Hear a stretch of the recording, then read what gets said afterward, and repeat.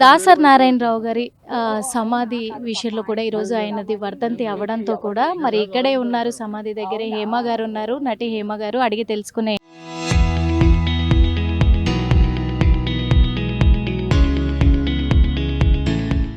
ప్రయత్నం చేద్దాము. మేడం, దాసరి గారి గురించి మీ అనుభవం. ఆయన అందరికీ గురువుగారండి. నాకు కూడా గురువుగారు. ఫస్ట్ నుంచి వాళ్ళ ఇంట్లో పద్మ గారితోని ఆయనతోని చాలా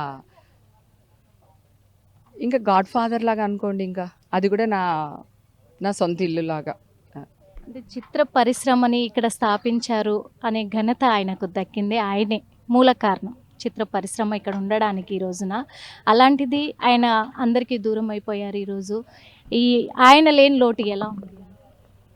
డెఫినెట్గా ఉంటుందండి. మన ఇంట్లో ఫ్యామిలీలో ఒక పెద్ద మనిషి లేకపోతే మనకు ఎలా ఉంటుంది? ఫ్యామిలీ అంతా ఎలాగైనా చిన్న భిన్నం అవుతుంది కదా.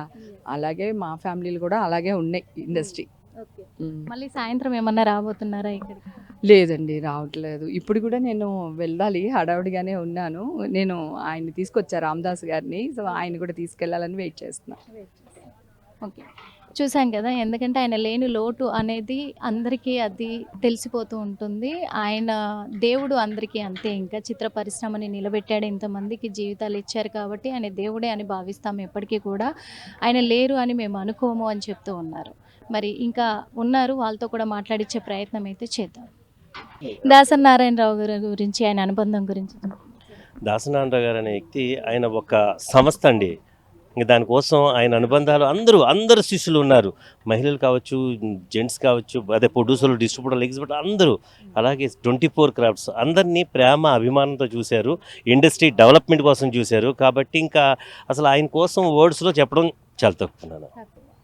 మరి ఆయనకు ఈ రోజున మొత్తం కూడా ఈ రోజు మొత్తం చేస్తూ ఉన్నారు అంటే ఇన్ని రోజులు కూడా అలా ఉంది కదా, ఏంటి ఇదమ్మా ఇన్ని రోజుల వరకు కూడా మరి ఇక్కడ అంతా కూడా మొత్తం జరిగింది. ఇంకా ఫర్దర్గా జరగదు. అంతే, జరిపిస్తాం ఖచ్చితంగా ఆయన అనుకుంటాం. మనతో పాటు మరి ఇక్కడే ఉన్నారు గూడ రామకృష్ణ, అలాగే గురువు గారికి శిష్యుడు కూడా, డైరెక్టరు, ఇటు యాక్టరు. ఎన్నో సినిమాలలో మనం చూసాం కూడా, చాలా సినిమాలలో గురువు గారికి ప్రియమైన శిష్యుడు ఇక్కడే ఉన్నారు కాబట్టి అడిగి తెలుసుకుందాము. మరి ఇక్కడ దాసరి గారు ఒక నిర్మాతగా, ఒక డైరెక్టర్గా, అలాగే మంచి లెజెండరీ యాక్టర్గా కూడా ఆయన ఎంతో పేరు ప్రఖ్యాతలు గాంచిన ఆ వ్యక్తికి ఇక్కడ ఈరోజు ఈ పరిస్థితి అంటే ఒక చెట్ల పొదల్లో, అలాగే ఈ మొత్తం కూడా కమ్ముకుపోయి ఎవరు పట్టించుకోలేని ఇదిలో ఉండిపోవడం అనేది అంటే మీరు దీన్ని ఏదో నిన్న రాత్రి నుంచి ఒక వింతగా చూస్తున్నారమ్మా. అంటే మీడియా వాళ్ళని అంటలేదు కానీ జనం కూడా అనుకుంటున్నారు, ఎవరు ఇష్టం వచ్చే వాళ్ళు మాట్లాడుతున్నారు. మా గురువుగారిని పట్టించుకోకపోవడం ఏంటమ్మా? ఆయన కోరుకున్నాడు. ఆయన తదనంతరం ఇక్కడ ఉండాలి, ఈ చెట్లలో, ఈ ఫామ్ హౌస్లో ఉండాలి, నేను మా అమ్మగారు, మా పద్మమ్మ గారు ఉండాలని కోరుకున్నాడు. ఆయన చిన్న కమ్యూనికేషన్ గ్యాప్ వల్ల ఈ చెట్లు పెరిగినాయి. రెగ్యులర్గా చూసే మనుషులు లేరు, అందుబాటులో లేరు. తప్ప ఎవరున్నా లేకపోయినా మీడియా మాకు గుర్తు చేసినా గుర్తు చేయకపోయినా ఇవాళ మార్నింగ్ ఇక్కడికి రావాలి, ఈ పనులు మేము చేయాలని చెప్పి అనుకున్నాం ఆల్రెడీ. ఈలోపు ఇక చిన్న మ్యాటర్ని పెద్ద ఇష్యూ అయిపోయింది. ఒకటమ్మా, 151 సినిమాలు చేసి ప్రపంచ వరల్డ్ గిన్నిస్ బుక్ రికార్డ్ ఎక్కారు మా గురువు గారు. ఆయనకి ఆయన పిల్లలు ఉన్నారు, ఆయన బంధువులు ఉన్నారు, ఆయన శిష్యులు మేము ఉన్నాం. ఆయన గుండెలు పెట్టి చూసుకుంటాం శిష్యులుగా మేము. ఒకవేళ మేము గ్యాప్ వచ్చినా కూడా టోటల్ చలనచిత్ర పరిశ్రమలో ఉన్న 24 క్రాఫ్ట్స్ వేల మంది, లక్షల మంది ఆయనకు ఉన్నారు ఈ చెట్లలో, ఆకుల్లాగా, కొమ్మల్లాగా. తప్ప ఆయన ఏనాడు మర్చిపోం. ఆయన అందరు గుండెల్లో పెట్టుకుంటారు. ఎందుకంటే ఆయన భౌతికంగా చనిపోవచ్చు కానీ ఆయన ఆశయాలు, ఆయన సేవలు మాత్రం ఎప్పటికీ అజరామరం. నమస్తే. 10 సంవత్సరాలు అంటే 2017లో మరి దాసరి గారు తన చివరి సినిమా 150వ సినిమా ఎర్రబస్సు. ఈ ఎర్రబస్సు సినిమా లాస్ట్ సినిమా అని చెప్పుకోవచ్చు. ఆ తర్వాత ఆయన అనారోగ్యం పాలై కూడా అనారోగ్యంతో తను ఈ లోకానికి దూరం అవ్వడం కూడా జరిగింది 2017లో. ఈ 2017లో దూరమైనటువంటి దాసరి గారి సమాధి ఇక్కడ చేవెళ్ళ ప్రాంతంలో కూడా ఉంది. ఈ చేవెళ్ళ ప్రాంతంలోనే చూస్తున్నాం కదా. ఇక్కడ దాసరి గారి విగ్రహమే కాదు, సమాధే కాదు, పక్కనే మరి పద్మ గారి సమాధి కూడా తన భార్య అయినటువంటి సతీమణి అయినటువంటి పద్మగారి సమాధి కూడా ఇక్కడే. ఇంతకుముందు వీడియోలో చూసాం, మొత్తం చెట్ల పొదలు అన్నీ కూడా ఒక శిథిలావస్థ స్థితికి వచ్చిందా అనే కోణంలో కూడా కనిపించనుండే. ఒక వీడియోలో మనం ఇవన్నీ చూస్తున్నాం కదా, ఈ చెట్లన్నీ, ఇవన్నీ కూడా ఆ వీడియోలో, పాత వీడియోలో చూసినాయి ఇవన్నీ కూడా. ఇప్పుడు ఇదంతా కూడా క్లీన్ చేయించారు మొత్తము. ఇక్కడికి మంచు మనోజ్ రావడం జరిగింది. వచ్చి ఇక్కడ అంతా కూడా క్లీన్ చేసి మొత్తము అంతా ఈ చుట్టుపక్కల పరిసర ప్రాంతాలలో అంతా కూడా ఈయనకు చుట్టూ కూడా క్లీన్గా ఉంచాలి మా గురువు గారు అని చెప్పేసి ఈ చర్యలు అయితే చేపడుతూ ఉన్నారు. చూడండి, మనము అక్కడ నుంచి స్టార్టింగ్ చూస్తున్నాము. ఆ స్టార్టింగ్ గేట్ దగ్గర నుంచి కూడా మంచి వ్యూ ఏర్పాటు చేశారు. ఎన్టీఆర్ ఘాట్లోనైతే ఎలాగైతే చేశారో ఇంచుమించు దానికి దగ్గరగా కూడా అలాగే మంచి వ్యూ ఏర్పాటు చేసినప్పటికీ ఇన్ని రోజులు ఎవరు పట్టించుకోలేదా మరి? ఏ కోణంలో చూసినా కానీ ఇక్కడ మొత్తం మట్టితో కూరుకుపోయి, చెట్లతో కమ్ముకుపోయి, చెత్త చెదారం అంతా అలుముకుపోయి, అసలు ఇక్కడ దాసరి గారి సమాధి ఉంది ఆనవాళ్ళు అనేది కూడా తెలియనంత స్థితికి వెళ్ళిపోయిన దుస్థితి అనేది కూడా చెప్పుకోవచ్చు. అలాంటి కోణంలో ఒక వీడియో వైరల్ అవ్వడంతో మంచు మనోజ్ స్పందించి హుటాహుటిన ఈరోజు ఆయన వర్ధంతి అవడంతో ఇక్కడికి రావడం కూడా జరిగింది. వచ్చి మొత్తము అందరినీ పెట్టి చుట్టుపక్కలంతా కూడా క్లీన్ చేయిస్తూ ఉన్నారు. మనం చూస్తూ ఉన్నాము. ఇక్కడ టెంట్ ఏర్పాటు చేశారు. అలాగే టెంట్ ఏర్పాటు చేసి దాదాపు ఒక 10 నుంచి 15 మంది పని వాళ్ళని పెట్టి కూడా ఇక్కడ అంతా క్లీన్ చేయిస్తున్నారు. మళ్ళీ ఈరోజు సాయంత్రం కూడా 4:30 గంటల ప్రాంతంలో ఇక్కడికి చేరుకొని మంచు మనోజ్ అయితే నివాళులు అర్పించబోతున్నారు అనేది కూడా తెలుస్తూ ఉంది. అదేవిధంగా ఇక్కడికి కొంతమంది ప్రముఖులు చేరుకున్నారు. చిత్ర పరిశ్రమకు సంబంధించినటువంటి వాళ్ళంతా కూడా ఇక్కడికి చేరుకోవడం కూడా జరిగింది, చిత్ర పరిశ్రమ వాళ్ళంతా. కాబట్టి వాళ్ళందరూ కూడా ఇక్కడికి వచ్చి లేదు మేము ఇలా వదిలేయము, ఎందుకంటే గతంలో కూడా మేము ఇక్కడికి రావడం జరిగింది, ఆయనకు నివాళులు అర్పించడం జరిగింది అన్ని విధాలుగా.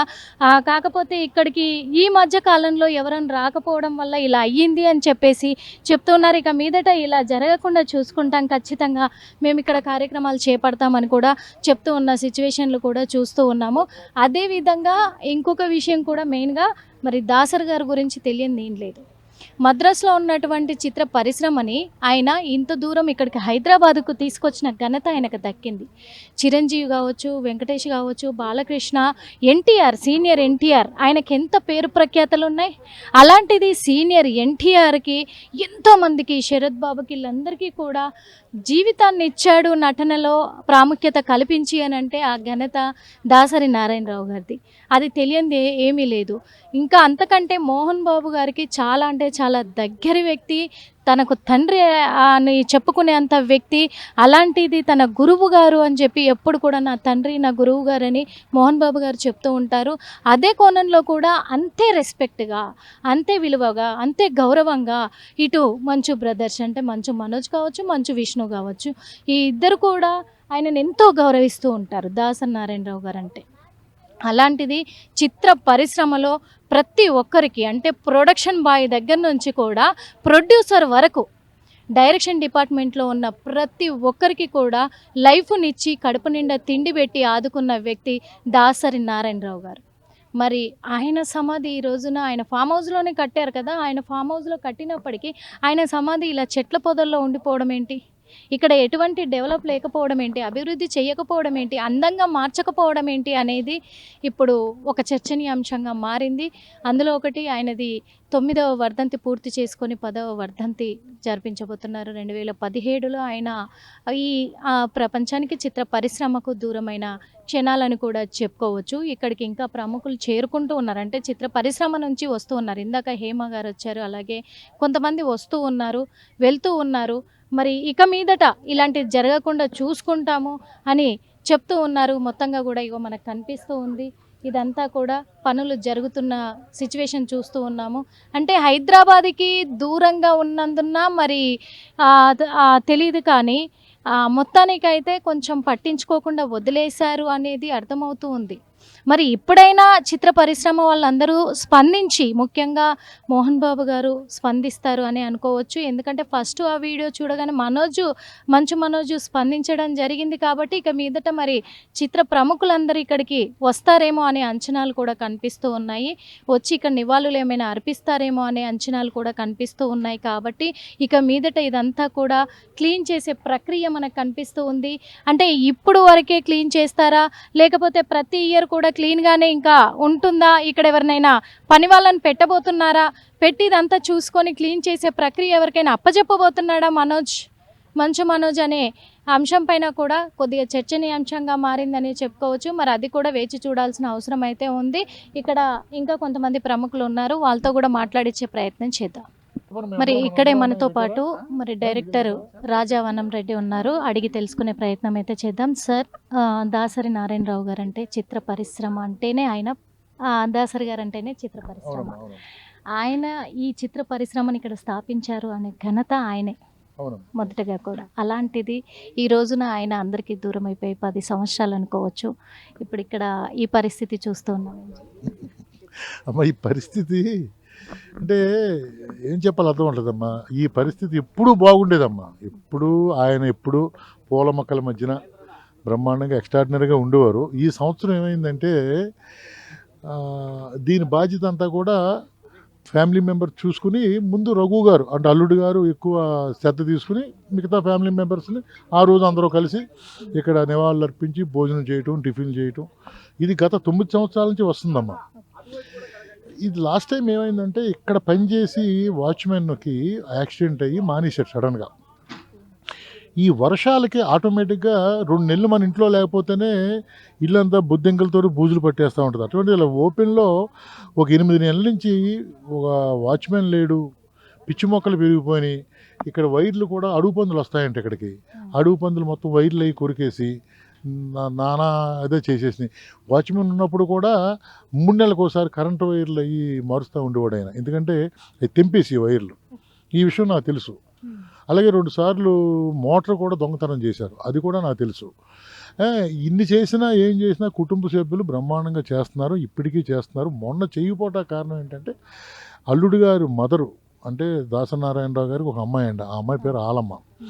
ఆలమ్మ గారి హస్బెండ్ పేరు డాక్టర్ రఘునాథ్ బాబు. వాళ్ళ అమ్మగారంటే చాలా ప్రాణం ఆయనకి. ఆవిడ కాలం చేశారు. ఆ డిస్టర్బెన్స్లో ఉండి ఇక్కడికి రాలేకపోవటం కాకుండా నేను వెళ్దాం అనుకుంటే, సార్ మీరు కూడా వెళ్ళలేరు, కారణం ఏంటంటే అక్కడ రోడ్డు 6 వే రోడ్డు వేస్తున్నారు, అక్కడికి వెళ్తాకి దారి లేదు. ఒకవేళ మీరు వెళ్ళాలి అంటే ఊర్లోంచి వెళ్ళాలి అంటే ఊర్లోకి వచ్చానండి. నేను ఒక అసిస్టెంట్ని తీసుకుని వచ్చాను, కానీ ఏరియా పట్టుకోలేకపోయాను. ఎదురు కారు అక్కడ దాకా ఆగిపోయింది, కింద నడిచి వెళ్ళాలన్నారు. నాకు ఆ నడిచి ఓపిక లేక, సరే ఇంత కష్టపడి నేను ఎలాగ వెళ్ళలేను కదా, ఎలాగ వారం రోజుల్లో రెడీ చేయంత అంటున్నారు. అప్పుడు చూద్దామన్న ఉద్దేశంతో వెళ్ళిపోయానమ్మా. వెళ్ళిపోయిన తర్వాత ఎవరో గౌతమి గారు అని చెప్పి ఆవిడ ఏదో పని మీద ఇక్కడ రావటం, ఇది చూడటం, ఆవిడ ఒకసారి మా అలాంటి వాళ్ళకి ఇన్ఫామ్ చేసుంటే మేము ఇంత అయ్యేది కాదు. అసలు తెలుసున్న ఆవిడకి, సరే ఆవిడ చేయటం కూడా మంచిదైంది, 10 మందికి తెలిసింది. ఇలాగ మా డైరెక్షన్ డిపార్ట్మెంట్లో ఇది వచ్చిందంటండి. నేను యాక్చువల్గా వైజాగ్లో ఉన్నాను. వైజాగ్లో ఉన్న ప్రతి జననానికి అందరం వస్తామండి. వర్ధంతి రోజున మాత్రం కంపల్సరీగా నేను రాజేంద్ర కుమార్ వస్తామండి. ఇంతవరకు అంటే ఇక్కడ ఎలా ఉన్నా ఎప్పుడు బ్రహ్మాండంగా ఉంటుంది, ఎందుకంటే 4 పూజ చేసేవారు, మళ్ళీ 15 రోజుల్లో 18 రోజుల్లో మళ్ళీ ఇది వచ్చింది కదా, అది బ్రహ్మాండంగా జరిగేది. కానీ ఎప్పుడూ ఇలా లేదు. కానీ మేము వర్ధంతికి వెళ్దాం, కానీ వెళ్ళలేదు, ఎలా ఉంటుందో నా మనసులో అనుకోకుండా నిన్న అది వైరల్ అయింది, గొడవ అయింది. నేను రాత్రి మా సాయి రాజేష్ గారు మెసేజ్ పెట్టారు ఇలాగా. అప్పుడు నేను ఆయనతో అన్నానండి, నేను వెళ్తాను, నేను రాజేంద్ర కుమార్ వెళ్తాం, 11కి వెళ్తామండి మేము. లేదని పొద్దున్న 7 గంటలకు మనుషులు వెళ్తున్నారు, మీరు అన్నీ వెళ్ళగలరంటే అయ్యా బలెటారని చెప్పి పొద్దున వచ్చేసరికి ఆల్రెడీ మంచు మనోజ్ గారు కూడా ఇక్కడ ఉన్నారు. ఆయనకి రాత్రి 11 o'clock మ్యాటర్ వెళ్ళిందంటమ్మా. ఆయన వచ్చి ఆల్రెడీ అంతా చూసి, ఈ మనుషుల వల్ల అయితే కాదు మొత్తం ఇంకా చోట చుట్టూ మన అంటే దీని కాకుండా మనం ఇంకా దూరంగా చెట్లు కూడా ఉన్నాయి, అవి కూడా తీసేసి దీని ఒక మంచి వనం కింద చేద్దామనే థాట్లో ఆయన ఒక జేసీబీని ఒక ట్రాక్టర్ని పిలిపించారమ్మా. అంతా మేమందరం ఇక్కడే ఉన్నాం. మా డైరెక్షన్ డిపార్ట్మెంట్ నుంచి వచ్చాం. ఆయన మంచు మనోజ్ గారు తరపున ఒక 10 మంది, మా తరపున 10 మంది వచ్చాం. ఇక్కడే ఉన్నాం. ఇది టెంట్లో వేసారు, ఇక్కడే కూర్చున్నామండి. సాయంత్రం 5 గంటలకు మొత్తం అంతా రెడీ అయిపోద్ది. అయిన తర్వాత ఆయనకి మళ్ళీ ఆల్రెడీ నివాళులు అర్పించారు. ఇప్పుడు రామదాస్ గారు వచ్చారు, యామ వచ్చారు, ఇప్పుడు రాజేంద్ర కుమార్ వచ్చారు, నేను వచ్చాను, పూర్ణ, ఇలాగ గోడా రామకృష్ణ గారు చాలామంది వచ్చారు, ఇంకా వస్తున్నారు, వీళ్ళందరూ నివాళులు అర్పిస్తున్నారు. బట్ ఏంటంటే సాయంత్రానికి మొత్తం అంతా పని పూర్తవుతుందని. అలాగే ఇప్పుడు ఎమ్మెల్యే గారు వాళ్ళు రావటం, ఇంకోటి మనోజ్ గారు రావటం వల్ల అడ్వాంటేజ్ ఏంటంటే ఎమ్మెల్యే గారు సర్పంచ్ గారు వచ్చారు. ఎమ్మెల్యే గారు ప్రామిస్ చేశారు, మీరు కుటుంబ సభ్యులతో మీరు ఒప్పించండి, ఇది మేము స్మృతివనం కింద చేసి పిల్లల వాళ్ళు ఆడుకుంటా కదా, నేను మనోజ్ గారు అన్నీ నేను కట్టిస్తాను, చుట్టూ కాంపౌండ్ వాళ్ళు కూడా మీరు ఎవరితోనో మాట్లాడి కట్టిస్తే నేను మిగతా చేద్దాం ఉన్నారు. సి కళ్యాణ్ గారికి ఇప్పుడు ఫోన్ చేశాను, మంచి పని చేశారు. మనోజ్ గారు వచ్చి అక్కడే ఉన్నావు కదంటే అక్కడే ఉన్నాను, వీలుంటేనే వస్తాను, లేకపోతే వాళ్ళ కుటుంబ సభ్యులతో మాట్లాడి ఆ ప్లేస్ని మనం విలేజ్కి స్పాన్సర్ చేద్దాం, మనం వెళ్ళి కూర్చుని మాట్లాడదాం వాళ్ళతో అన్నారు. ఇవన్నీ మనం ఖాళీ చూసుకుని 10-15 రోజుల్లో ఇవన్నీ చూసుకుని ఇక్కడికి డెఫినెట్గా ఇది ఎప్పుడైనా గురువు గారు గుర్తొస్తే అక్కడికి వెళ్తే మనశ్శాంతిగా ఉంటుందిరా అనుకునేలాగా చేయాలనే ఒక సంకల్పం ఈ రోజున కలిగిందమ్మా మాకు. అది ఎందుకంటే దాసరి గారు ఇటు సీనియర్ ఎన్టీఆర్ గారిని తెర మీదకి, అంటే ఆయనకు ఒక భవిష్యత్తునిచ్చింది దాసరి గారు, గురువు గారు అనే చెప్పుకోవచ్చు. ఈరోజు సీనియర్ ఎన్టీఆర్ గారిని ప్రభుత్వం గుర్తించి అక్కడ ఎన్టీఆర్ ఘాట్ అంత ఘనంగా పెట్టారు. ఆ స్థితిలో మరి దాసరి గారిది ఏమైనా నిలవాలని? అమ్మా, ఇందాక ఒక ఆయన అడిగారు నన్ను బిగ్ టీవీలో, మరి ఎన్టీఆర్ గారు ఘాటు బ్రహ్మాండంగా ఉంది కదా, అందరూ నివాళులు అర్పిస్తారు కదా, ఇక్కడ ఎందుకో చేయలేదు అని. ఆయన అన్న మాటలో కూడా ధర్మం ఉంది. కానీ ఏంటంటే ఆయన బర్త్డేకి బ్రహ్మాండంగా చేస్తున్నారు మొత్తం. అంటే డైరెక్టర్స్ డే, ప్రపంచంలోనే ఒక డైరెక్టర్ పుట్టినరోజున డైరెక్టర్ డే పెట్టడం అనేది గ్రేట్. అది జరిగిన మళ్ళీ 16 రోజుల్లోనే వర్ధంతి వచ్చింది కాబట్టి ఇమీడియట్గా, అంటే మీకు మనిషి గతించిన తర్వాతమ్మా సంవత్సరాన్ని రోజు రోజుకి డిఫరెంట్ ఉంటుంది. అలాగైనా శిష్యులు అటువంటిది ఏమీ లేదు, బ్రహ్మాండంగా చేస్తున్నారు.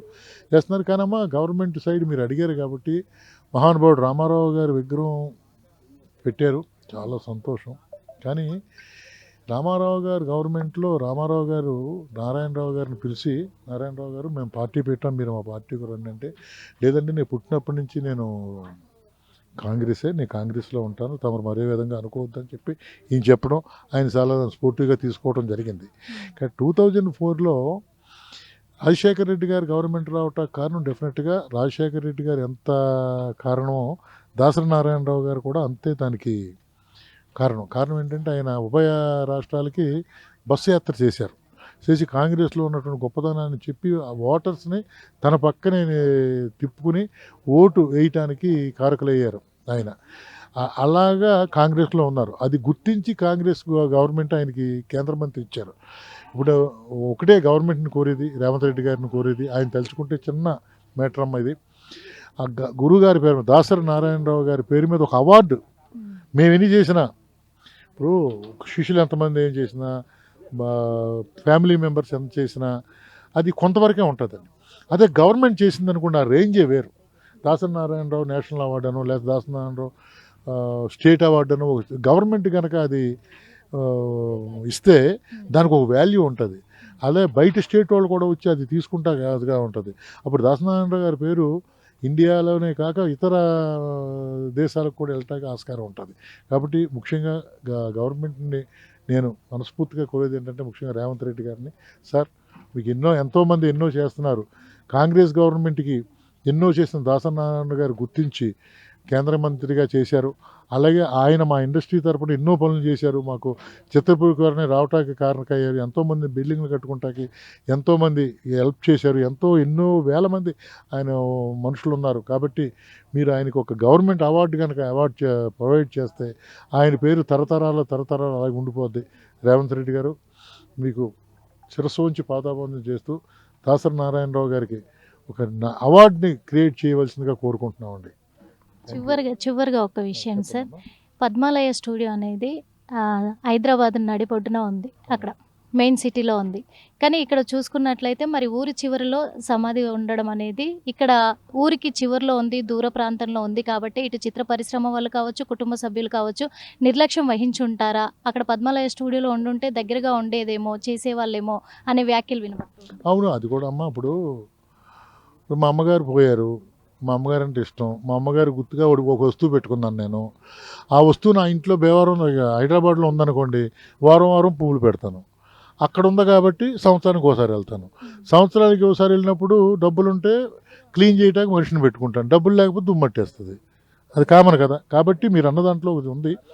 గురువుగారి సైటు ఇది ప్రాణం ఆయనకి, చాలా ఇష్టం. ఇక్కడ మేము సిట్టింగ్స్ కూడా ఇక్కడ పక్కన బిల్డింగ్ ఉంది, ఇక్కడ షూటింగ్ చేసేవాళ్ళం, ఇక్కడికి వచ్చేవాళ్ళు 4-5 రోజులు అయితే ఇక్కడే పడుకుని ఇక్కడే సబ్జెక్ట్ డిస్కస్ చేయాలి.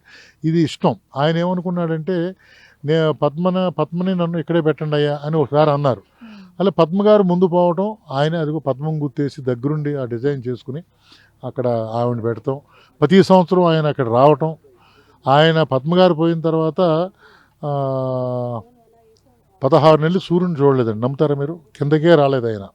ఆయన కిందకి తీసుకురావటానికి తల ప్రాణం తాకొచ్చింది మాకు. అలాగా ఆయన్ని మళ్ళీ మనిషిని చేసి అలాగా అయిపోయిన తర్వాత ఆయన కోరాడు కదా అని చెప్పి పిల్లలందరూ కలిసి ఇక్కడ ఇది చేయటం జరిగింది.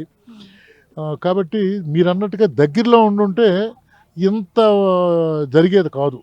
ఏ రోజుకి ఆ రోజు దగ్గరే కదా వెళ్ళటం. ఇది 45 కిలోమీటర్లు ఎంత వస్తుంది ఇక్కడ రావటం.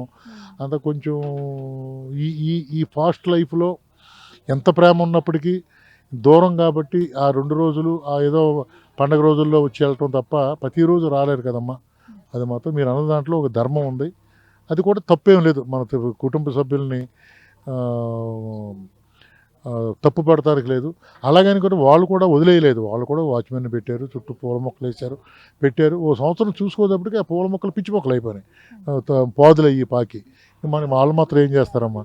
దాన్ని మన మీడియా వాళ్ళు ఏదో కుటుంబ సభ్యులు వదిలేశారు, కుటుంబ సభ్యులు ఎందుకు వదులుతారమ్మా? కుటుంబం ఎప్పుడు వదలరు. శిష్యులే వదలలేకపోతాం, కుటుంబ సభ్యులు ఎందుకు వదులుతారు? ఏదో ఓకే, ఏదో మీ రేటింగ్ కోసం మీరు మాట్లాడుతూ ఉంటారు, మేము చెప్తూ ఉంటాం. Thank you.